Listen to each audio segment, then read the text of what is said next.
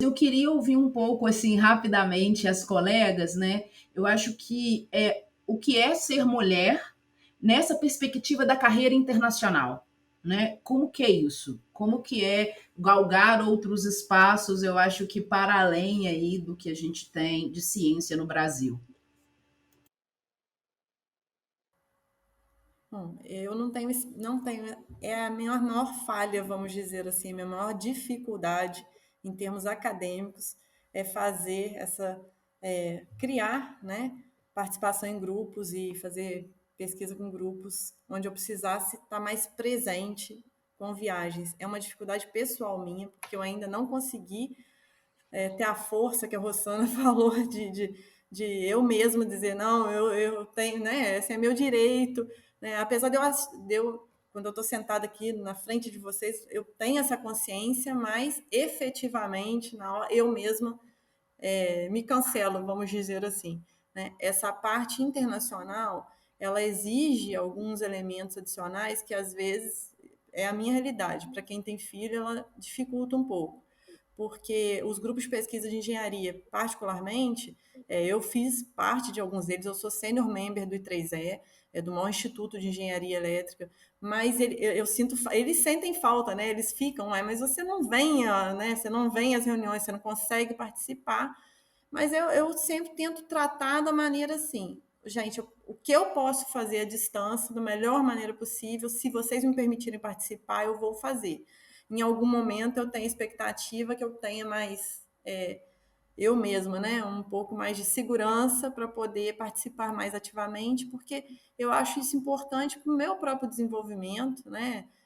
Então eu tenho essa pretensão no futuro, mas no momento é a minha maior dificuldade. E aí a gente brinca com o CNPq, com os índices, eu fico angustiada. É uma angústia minha esse ponto que você colocou, porque essa parte de internacionalização está vindo fortíssima, mas eu, por exemplo, nesse momento eu não tenho condições de fazer além do que eu já faço. E isso me angustia. Eu fico pensando, qualquer hora eu vou ser retirada desses grupos, predominantemente formados por homens. Em algum momento eles vão me pedir, olha, infelizmente, você não está conseguindo vir, né, e tudo.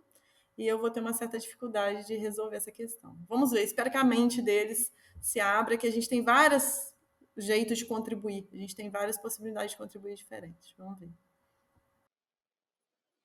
Bom, eu acho que eu posso falar bem disso, né, porque eu, quando a minha filha eu vou colocar a maternidade no meio, né, porque a gente com filho e querer construir a carreira no exterior também não é nada fácil, né. Eu fiz a opção de esperar minha filha alfabetizar quando ela completou 7 anos. Ela sabe bem essa história, porque ela já ouviu inúmeras vezes que, eu queria ter uma experiência no exterior e foi eu falo, um divisor de águas na minha vida, né, por questões pessoais, né, inclusive com dificuldades para sair do Brasil com uma filha menor em que o pai não queria que saísse, enfim, enfrentei vários problemas dessa ordem, mas, eh, eu acho que por isso que eu acho tão importante que as meninas na ciência a gente precisa trabalhar a autoconfiança das meninas, das jovens cientistas, das mulheres. Porque se eu me lembro de uma coisa que me moveu, foi a minha determinação e autoconfiança. Eu queria muito ir para o exterior. E diante de toda a diversidade, né, quando eu pensava, gente, como é que eu vou para fora sozinha com uma filha, morar fora, será que eu vou conseguir, né? Como é que vai ser o meu desempenho? E foi uma época, essa decisão foi uma decisão difícil, hein, que durou bastante tempo para eu tomar a decisão, mas eu tomei, me moveu e eu passei 3 anos fora do Brasil, né, para um pós-doutorado longo. Primeiro eu pedi licença, eu já era professora por um tempo, depois eu renovei, morei 3 anos. Foi uma experiência das mais ricas na minha vida, né, em termos de morar fora, fazendo ciência com uma filha pequena.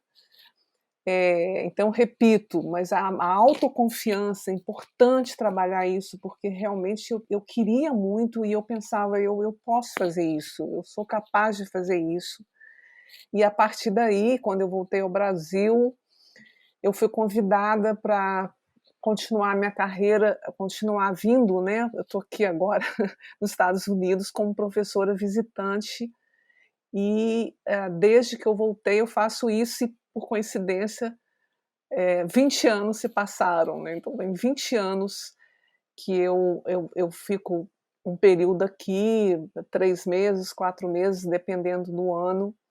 Não é fácil conjugar as duas coisas, realmente exigiu de mim muito mais sendo mulher do que exigiria de um homem, né? Porque por ser mãe e trabalhar muito mais horas, mas foi muito gratificante, né? Se eu tivesse que deixar uma mensagem, né? Eu quero deixar mensagem para as meninas na ciência, para as jovens cientistas, né?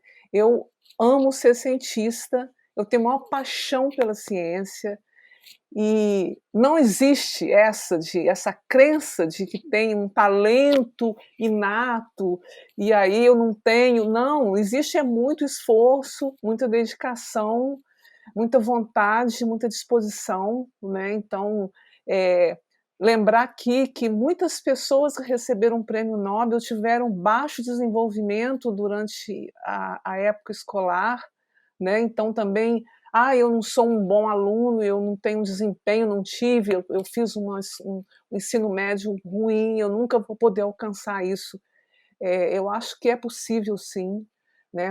O desempenho é cíclico, nós somos humanos, temos dificuldades, e então é isso. E a maternidade, se alguém estivesse me vendo falando, a maternidade não é incompatível com a carreira de cientista, não é incompatível.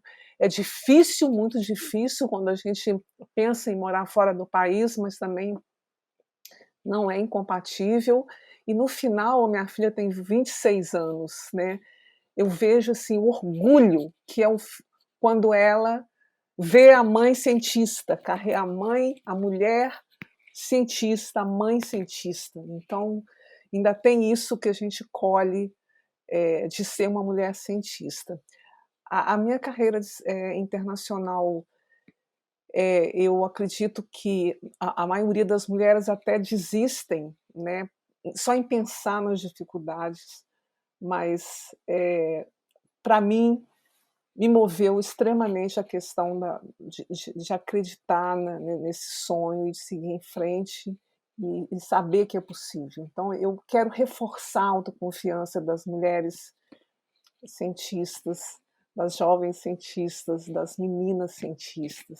Vocês podem ser excelentes cientistas e irem para onde vocês quiserem, mesmo porque, assim, o brasileiro, né, a brasileira tem essa garra, parece que é uma coisa inata e consegue se adaptar bem às adversidades. Né? Aqui eu tenho vários colegas brasileiros que eles gostam dos brasileiros no exterior, porque a nossa visão multifacetada e a habilidade de lidar com situações diferentes e diversas é muito, muito grande. É isso. Zélia? Eu achei legal aí que eu vou até combinar as duas coisas, né? A questão internacional e a questão do banheiro, né? A questão do banheiro, lá no nosso departamento, é uma coisa engraçada, porque ele ainda continua assim, é resquício desse tempo, e dentro do departamento fica o banheiro masculino, e o banheiro feminino fica lá fora. E continua. Uma vez os colegas saíram na hora do almoço, estava eu e uma aluna de IC lá discutindo, não vimos que eles saíram, a gente não tinha a chave da porta principal, e foram embora, e nós ficamos lá. E o tempo foi passando, foi passando, foi passando, foi passando, e ninguém voltava, e a gente lá e precisamos ir ao banheiro, e aí a gente combinou isso e nós acabamos usando o banheiro e ficava lá dentro. E a gente achou aquilo um absurdo, né? E levamos isso para discussão de departamento e tal, e não sei o que. O banheiro continua lá dentro, até os homens já aderiram a essa história de, pô, isso não é legal. mas é uma coisa marcante, né? E quando eu fui para os Estados Unidos, aí um colega meu disse: Olha, Zélia, quando você entrar aqui no banheiro, você tranca, você fica esperta que aqui o banheiro é misto, tá? Então não tem essa do banheiro feminino ser 2 quadras, ser no outro. Então aqui o banheiro é misto. Então todo mundo vai usar o banheiro para você não ter que descer as escadas e não sei aonde. Então aqui você vai, o banheiro é esse, né? E tinha umas coisas assim que a gente aprende na marra também, o inglês aprende na marra, umas coisas que estavam escritas no banheiro. Aí tá, né?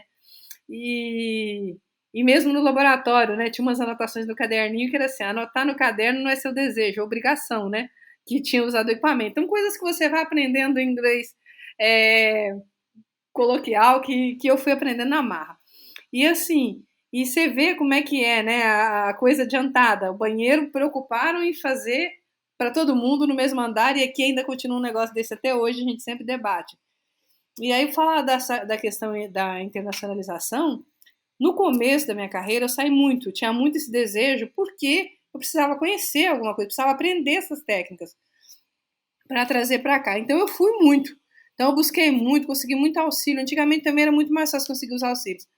Para buscar isso lá fora, para trabalhar com outros grupos, para aprender novas coisas e para trazer muito disso para montar o nosso laboratório aqui.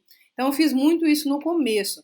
Só que a minha filha começou a crescer e aí eu comecei por vontade minha mesmo. Eu falei, não, agora eu vou dar um tempo e eu não quero fazer isso, e a gente vai continuar trabalhando, contribuindo à distância e fazendo outras coisas. E aí eu dei uma parada nessa questão, e durante um tempo em que eu continuei com a minha pesquisa e que eu senti a necessidade de voltar e de reclamar dessa falta de diversidade dentro da ciência, isso aconteceu naturalmente, porque a minha fama de discutir, de brigar dentro da física por uma posição melhor das mulheres aumentou, foi tão grande, que isso chegou na APS, né, que é a Applied Physical Society.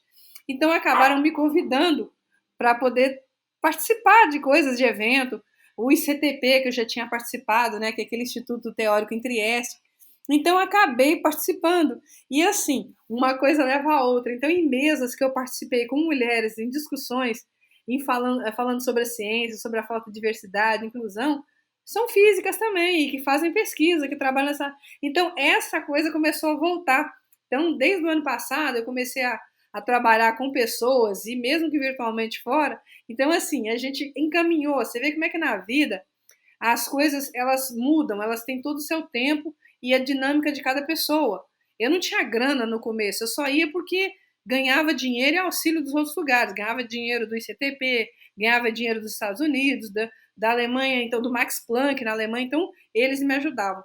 E aí eu dei essa parada, né, com a Isabela, esperando ela crescer e tal. E agora isso voltou de novo. Então você vê que uma coisa levou a outra, né? Então eu, falando sobre as questões da diversidade, voltei a falar sobre as questões de ciência e trabalhar e ter intercâmbio. Muitas pessoas hoje que dividem mesa comigo fazem trabalho de pesquisa junto comigo. Então começou, você trabalha com materiais, você trabalha com espectroscopia, você é vibracional e não sei o quê. Então a gente começou a trabalhar junto. Então, assim, as coisas vão se encaixando e vão modelando as nossas histórias, né? As nossas histórias acontecem naturalmente em função de certos aspectos. A gente vê que ponto da nossa vida mudaram essas coisas. E assim, a gente vai acabar voltando, e já estou fazendo esse trabalho, e eu acho isso muito interessante, porque eu buscava uma coisa e fui encontrando outra. Não me chamavam para falar de ciência, não me chamavam para nada, a verdade é essa. Mas aí, de começarem a me chamar para falar sobre as questões de mulher na ciência, o pessoal começou a dar uma olhada no que eu escrevo, no que eu publico. E hoje me chamam para falar sobre a ciência. E isso é bem legal. E eu chamo outras mulheres também, não para falar só sobre diversidade, sobre inclusão, sobre questões raciais, mas para falar da sua pesquisa. Mas por trás disso, o pessoal percebe muito bem quem são as pessoas que eu convido, quem são as mulheres que eu convido para falar. Basta olhar nos eventos que eu organizo. Então aí você vai vendo isso trabalhar. Se não te chamarem para fazer um congresso, para participar de um congresso, faça um congresso. Chame as pessoas. E essas pessoas vão te chamar e outras vão te chamar. Porque elas vão ver que você é capaz de fazer um congresso, que você é capaz de tocar o corpo editorial de uma revista, que você é capaz de escrever um artigo. As coisas vão acontecendo se você decidir sair da sua zona de conforto, errar, acertar, aprender, perder, ganhar. Entendeu? Então eu fui de cara para essas coisas. E elas foram acontecendo. E hoje eu vejo, né? Já está num tempo que minha filha pode me acompanhar para uma coisa dessa, mas acompanhar adulta. Então, assim, pequena não tive condições de levar, não dava, a situação financeira nossa não dava. Meu marido teve que ir sozinho e ficou eu e minha filha. Eu tive que aprender muita coisa. Então, assim, aqui para mim, Juiz de Fora foi o estrangeiro. Aqui foi um lugar onde eu não tinha parente, onde eu tinha conhecido, onde eu tinha amigo, onde eu tive que aprender tudo. Onde eu tive até que aprender a dirigir no morro, né? Então, assim, coisas que eu tive que aprender e que a gente não faz em outro lugar. Morando em São Paulo, num lugar plano, você não precisava nada disso. Eu pegava ônibus, pegava metrô, pegava trem. Chegou aqui, eu fiquei num ponto de ônibus, 5 horas esperando minha filha para sair do colégio, meu marido não estava aqui, então a necessidade vai fazendo a gente. Então, são coisas que para deixar de exemplo para quem está nos ouvindo, a sua história ela vai acontecer naturalmente se você correr atrás do que você quer. Corre atrás do que você quer, independente do que a pessoa vai falar. Mas a gente sabe uma coisa, tem que se criar oportunidade. Porque não adianta eu querer fazer isso. Se não tivessem me dado oportunidade, auxílio financeiro para eu ir nesses países, eu não teria condições financeiras para ir. Sabe? Então a gente precisa de oportunidade. Não basta só querer, não basta só sonhar. Não vou mentir para vocês e falar, os seus sonhos vão ser realizados. Não, você precisa de ajuda. A nossa universidade, as universidades do Brasil precisam abrir os olhos e voltar aqueles programas que a gente tinha para auxiliar os estudantes, para auxiliar quem não tem condições. A grande problema do pessoal é a língua. Então vamos oferecer um curso de inglês, não só instrumental, pelo amor de Deus, que aluno não aguenta ficar traduzindo texto o dia inteiro, texto técnico, mas ele precisa conversar, ele quer conversar. Hoje tem site, tem aplicativo, tem um monte de coisa. Então vamos compartilhar isso com os nossos estudantes. O que tem de bacana, né? Tem esses programas da British Council aí para o pessoal participar. Então vamos falar para os alunos ter isso daí. Tem universidades que fazem esses intercâmbios, então vamos divulgar isso. No meu tempo, na USP, era plaquinha pregada nos murais. Hoje em dia tem internet, mas muita gente busca as coisas erradas, não sabe o que buscar. Então, isso vai internacionalizar a sua carreira. Para isso, os estudantes de baixa renda e que estão em situação de vulnerabilidade econômica, porque eu sei o que é você não ter grana para você pagar e você ter que aprender um negócio na raça, você falar um negócio errado e aí o vendedor de não sei o que te corrigir, você vai aprendendo, o seu colega de laboratório te falar e você vai aprendendo, é uma coisa para o aluno aprender e ele ir atrás disso. Porque hoje em dia, o que acontece? Os professores buscam os alunos que já têm esse background, que já têm essa formação. E os alunos que não têm essa formação? Eles ficam à mercê, à margem e acabam desistindo. Para você continuar na ciência, você tem que saber ler um bom artigo, você tem que saber uma metodologia científica, você tem que saber fazer uma pesquisa, você tem que saber onde buscar as coisas. Né? Então, ler e escrever em português, ler e escrever em inglês, ler e escrever na língua que você quer. Mas esse ferramental, eu acho que precisa ser mais oferecido para as pessoas. Tudo bem que precisa a gente ter vontade, querer, mas oferecer mesmo, ter isso dentro da universidade, de vez em quando criar uns grupos de estudo, um grupo de pesquisa, um grupo de trabalho, como é que é feito o intercâmbio, fazer um seminário para falar para o aluno, ó, você quer ir para a Universidade de Colômbia, como é que acontece isso? Você quer ir para o MIT, como é que isso acontece? Explicar para o aluno quais são os caminhos das pedras. Existe uma série, você quer ir para a Alemanha, o DAD está aí, como é que funciona isso daí? Você quer ir para a Inglaterra, como é que funciona, como é que o British Council, como é que as outras coisas vão te dar informação sobre isso? Existe uma série de programas aí para ajudar, mas às vezes o nosso aluno não conhece, ou ele, isso não é para mim, isso eu não vou dar conta. Tem aluno que não sabe o que é o ICTP, né? O Instituto de Física Teórica, que está em Trieste, que oferece bolsa, e tem ele aqui no Brasil, tem ele aqui na Barra Funda, né? Que é a divisão South America aí. Então precisa compartilhar isso. Então, o que eu falo é isso, é compartilhar conhecimento, compartilhar oportunidade. Isso vai dar uma guinada na internacionalização, porque elas acontecem, você conhece outras pessoas, aí depois a pessoa te manda um e-mail, Zélia, você trabalha com isso? Eu falo, você trabalha com isso? Vamos fazer um trabalhinho junto? Vamos fazer um projeto junto? Então, criar essas nossas redes. Essas redes é o que é mais importante. Eu, enquanto divulgadora de ciência, eu criei muitas redes, e as redes me ensinaram muitas coisas. Entre elas, o que a gente precisa formar redes de colaboração, redes de pesquisa. Eu não vou entrar no edital do CNPq sozinha e perder. Mas eu vou entrar no edital com colegas que têm condições de estar ganhando e que trabalham em diferentes áreas. Aí a gente ganha todo mundo. O que a gente precisa aprender enquanto universidade é que a gente tem que ganhar todo mundo. Não é só, vamos fazer um grupo só de pesquisador sênior e deixar o resto para trás? Isso é isso que a gente reproduz, o que o nosso país faz. Poucos ganham muito e muitos não ganham nada. A partir do momento que a gente mudar esse sistema na universidade e isso der certo, as pessoas vão querer fazer isso lá fora. Então vamos fazer vamos fazer a diferença. Então esse é o meu conselho para quem quer fazer ciência. Faça ciência de mão dadas, crie oportunidade para quem está chegando. Obrigada, Zélia.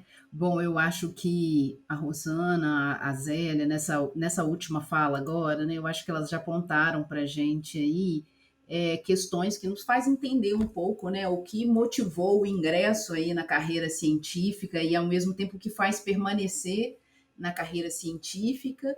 E acho também que deixou uma mensagem para a gente de como a gente pode trabalhar numa perspectiva de incentivo, né, para que jovens, meninas e mulheres tenham o desejo, né, de traçar o mesmo caminho da vida acadêmica e da vida científica.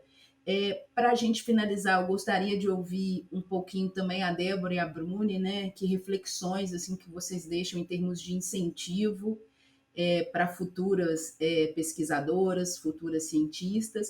E aí, só apresentar um dado da Unesco: segundo a Unesco, apenas 30% dos cientistas do mundo são mulheres, né? Então, estamos diante de uma grande disparidade.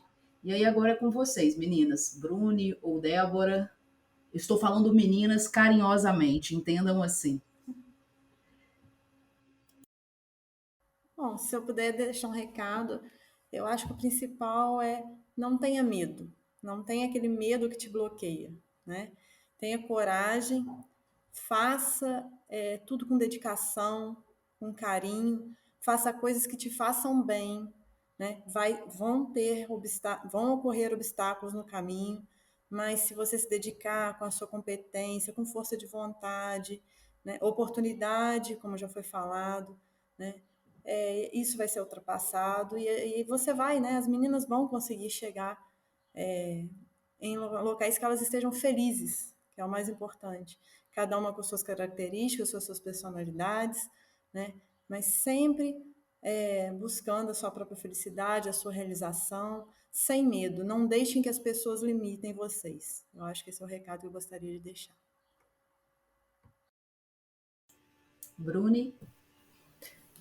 Sim, e para finalizar, escutando as meninas aqui, eu fiquei pensando, principalmente com essa coisa da internacionalização, a questão da carreira, né? Eu estou terminando o doutorado, mas bem começando mesmo, né? E pensando muito sobre continuar ou não, né? O que vai ser daqui para frente, né? Daqui a uns 2 meses eu devo defender, 2, 3 meses. E eu fico pensando, o que vai ser agora, né? Deixei de ser doutoranda, vou ser uma doutora, o que eu vou fazer agora? O que vai ser da minha vida agora, né? A gente pensa, o que vai ser quando acaba, né? As meninas trouxeram essas experiências de fora, pós-doutorado, eu tinha essa perspectiva, antes eu tinha assim, vou fazer um pós-doutorado, né? E quero fazer um pós-doutorado, escolhi já um lugar, queria ir para Portugal, que tem uma professora que trabalha com psicologia feminista interseccional, então trabalhar isso, que é algo que me motiva, né? E aí depois veio a pandemia e no governo de extrema-direita, eu pensei, será que eu vou conseguir? Eu penso muito na Zélia falar dessas políticas de fomento que auxiliam, então, esperança pra gente e garantem a nossa permanência, né? Eu pensei, será que eu vou conseguir, no governo de extrema-direita, discutir, trabalhar, produzir conhecimento sobre pessoas trans no governo de extrema-direita fora do país? Será que eu vou ter incentivo e fomento para isso? Porque a gente das ciências humanas, a gente já sofreu uma série de outros cortes, né? Ciências humanas já é considerada menor em relação às outras ciências. São outras ciências, ciências humanas não é ciência. Eles já tiram a gente, já tem esse corte, né? Quando você estuda gênero e sexualidade, corte ainda é maior. Quando você trabalha com teorias mais à margem das hegemônicas, você fica mais atrás. E quando você é uma pessoa mais à margem ainda, você fica mais atrás. Então você pensa, será que tem espaço para isso quando a gente for dividir esse bolo? Esses recursos que estão cada vez mais precarizados? Será que eu vou conseguir sobreviver? E fico pensando também como vai ser uma pessoa trans, uma mulher trans, viajando para fazer ciência. Será que isso é comum? Será que vão associar a prostituição? Vão sofrer violência? Né? A gente fica morrendo de medo de sofrer violência lá fora, né? E você fica pensando várias questões, você pensa para onde vai, qual que é o sentido que a gente tem e como a gente produz esperança nesse contexto. E eu acho que escutar vocês aqui hoje, assim, é um processo até transformador, porque por mais que tenham pessoas cis aqui falando, existem mulheres aqui, né? Mulheres negras, mulheres lésbicas, mulheres das mais diversas possíveis, falando todas as suas histórias de resistência, de superar e de que as coisas foram difíceis, mas que são possíveis, que isso faz a gente pensar, se foram possíveis para elas em outros contextos, por que não vai ser possível para mim? Né? Acho que cada história que vocês contam, eu vou me fortalecendo nisso, porque a gente vai criando uma questão coletiva e uma troca que vai fortalecendo e vai pensando, é difícil, mas é possível. É possível, porque se elas conseguiram, por que eu também não consigo, né? Se elas conseguiram, se elas estão discutindo essas questões, estão buscando transformar a universidade nos espaços que elas estão, então a universidade vai se tornar um lugar melhor e eu posso abarcar e contribuir também nesse contexto. Tanto com o meu ingresso e a minha permanência, como também de mais para frente promover essas discussões e continuar esse legado, né? Porque muitas vêm antes da gente com essas questões. Eu vejo vocês falando coisas de quando eu era criança e agora eu tô aqui e eu tô pensando nas meninas que tinham a idade que eu tinha quando vocês contaram essas coisas e eu quero que essas meninas tenham esses acessos. E eu acho que eu acho que a gente buscar essa nossa história enquanto mulheres das mais diversas nesses contextos que nos une aqui é a universidade, as nossas trajetórias acadêmicas, que podem buscar algumas similaridades aqui também, acho que isso nos une e nos fortalece e faz permanecer. Então eu acho que a ideia que eu trago para as meninas é isso, acho que vale a pena a gente ainda permanecer. É difícil, é custoso, mas a gente vai encontrar outras mulheres que vão caminhar junto com a gente e isso vai fazer um sentido muito maior, assim, para a gente transformar esses espaços. Então, uma transformação aqui, com outra ali, a ondinha vai se tornando cada vez maior e a gente vai trazendo mais gente para dentro, assim. Não é um processo fácil, mas de forma coletiva acho que a gente consegue resistir. Muito obrigada. Para complementar aí, né, e eu acho que fechar, enquanto vocês estavam falando, e aí eu fico pensando, né, porque aí a cabecinha fica assim, né, ela fica borbulhando, né, pensando essa questão dos marcadores, com a perspectiva de classe também, né, nos faz diferente, mas o quanto é importante essa diversidade, né, o quanto é importante a gente ter diferentes olhares sobre um mesmo objeto, sobre um mesmo fenômeno, para a gente conseguir evoluir. E aí, quando eu penso o que me motivou a ingressar e o que me motiva a permanecer na carreira científica e acadêmica, eu acho que é a possibilidade da mudança. A possibilidade de ter na educação e na ciência algo transformador, né? Quando eu digo transformador, e aí, assim, ouvindo um pouco da história da Zélia, da questão das diferentes violências que Bruni também coloca, dentro de uma outra perspectiva, né? Mas a Débora também coloca isso, a Rosana, porque são isso, né? São diferentes formas de violência. E aí eu fico pensando o quanto a ciência, o quanto a educação ela é transformadora e a importância do papel, sobretudo, da instituição de ensino superior pública, né? E aí eu estou falando das instituições de ensino e de pesquisa. Como que elas são importantes para a estruturação, para a configuração de uma outra sociedade que não é essa que a gente vive, porque eu tenho esperança, sou romântica e acho que a gente ainda pode viver num outro modelo de sociedade, né? Uma sociedade que seja mais justa, que seja mais igualitária, que seja democrática de fato, que tenha uma conjuntura histórica, política e econômica que nos favoreça, né, a desenvolver em todas as nossas potencialidades. E aí, nesse sentido, eu acho que não tem como eu não pensar um pouco nessa minha trajetória e olhar, porque eu faço parte da primeira geração da minha família que tem acesso à educação superior, né? E como estar na ciência, o quanto estar na academia me possibilitou abrir os horizontes, né? Eu sou natural de Ubá, que é uma cidade aqui próxima, e assim, eu tinha consciência que existia outros caminhos, mas eu só conhecia o caminho Ubá Juiz de Fora, né? E eu lembro uma primeira vez que eu fui para os Estados Unidos e que minha orientadora, que eu acho também que a gente tem esse papel, né, quanto pesquisadora, cientista, de inspirar outras pessoas. Eu lembro que minha orientadora, ela me levou no aeroporto Ela me levou no aeroporto, foi despedir e para me dar os parabéns e para falar assim: olha, hoje você está atravessando o continente e você está enxergando que existe um outro caminho que não é o caminho Juiz de Fora, né? E isso é muito simbólico, porque a ciência, a educação, ela nos permite enxergar outros caminhos, outras possibilidades, outras construções, a possibilidade, né, de ser dinâmica na vida, de acompanhar os processos de mudança e, ao mesmo tempo, eu acho que de ter anseios, de ter sonhos, né? Entendo que a questão da autoconfiança, a questão do incentivo, né, a ser contrário a essa cultura do medo, a cultura da violência, da perversidade, ela é fundamental. Mas eu acho também que a gente tem um caminho que é um caminho coletivo, acho que é um caminho institucional que tem como grande objetivo a igualdade de gênero, né? E aí assim, não só de gênero, mas eu acho que para o momento aqui de hoje eu gostaria de frisar essa perspectiva da igualdade de gênero, né? E precisamos ter como meta acabar com todo e qualquer tipo de discriminação contra meninas e mulheres e que a gente possa caminhar no entendimento e, ao mesmo tempo, no desenvolvimento de ações institucionais que incluam acolher, respeitar e prover boas condições para que essas meninas, mulheres e também para que nós, obviamente, possamos nos desenvolver em toda a nossa potencialidade e assim contribuir, eu acho que para uma outra sociedade.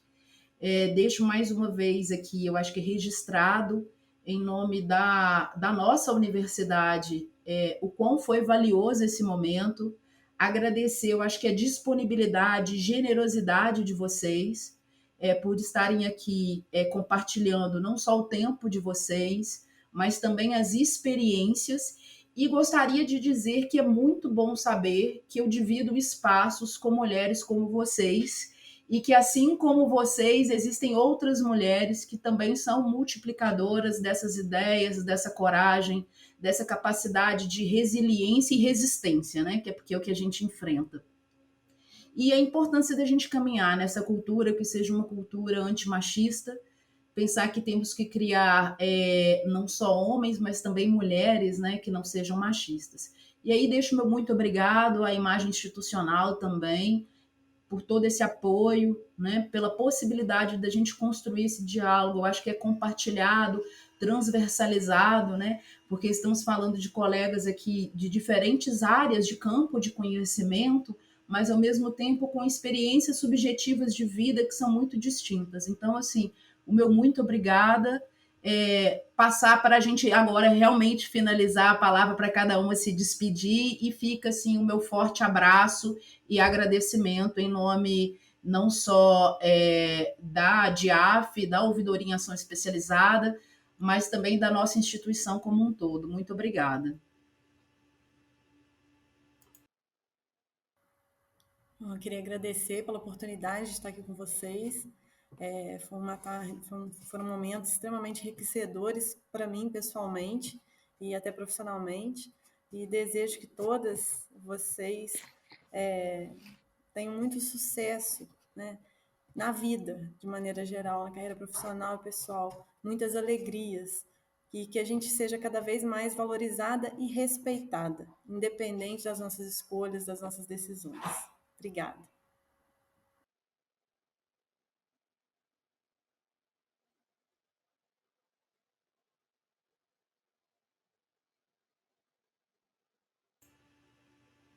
Bruni, Rosana, Zélia.